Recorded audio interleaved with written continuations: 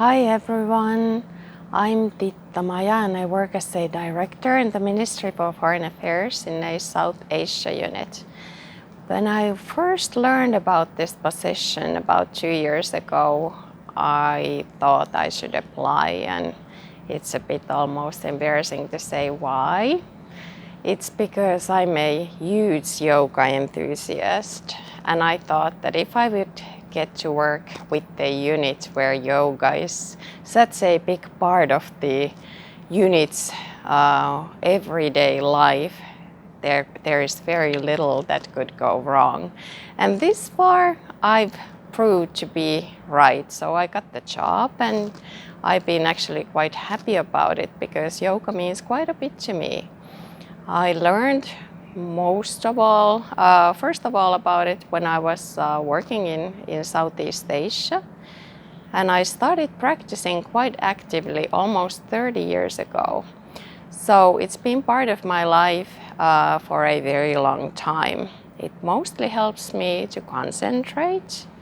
There quite isn't any sort of a problem that couldn't be solved with huge amount of concentration, and yoga helps me to get there. The type of breathing that yoga teaches you, as you know, Western tradition does not really respect breathing to the extent that we should.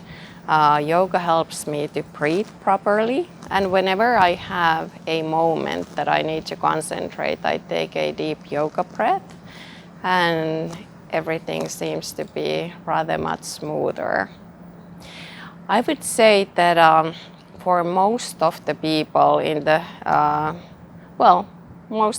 for most of the people in Finland, yoga would be very beneficial because it is some form of a life coaching as well. And I don't mean necessarily that you progress with the movements, with the asanas. That is, of course, a very important part of the practice too.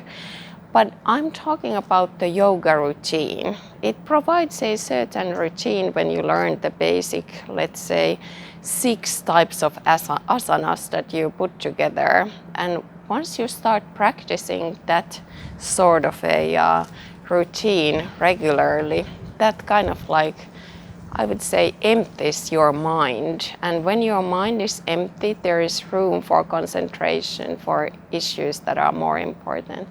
So I really very much encourage everyone to try yoga. It doesn't have to be something extremely big or wonderful or whatever, but it can be just routines that you can find in very popular websites.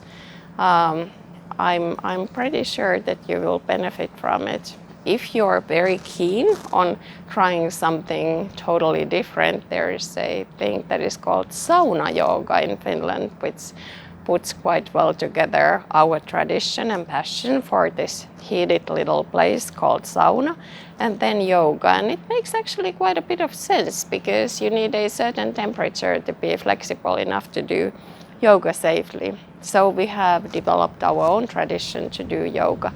And actually the person who's done it is working in the Ministry for Foreign Affairs currently.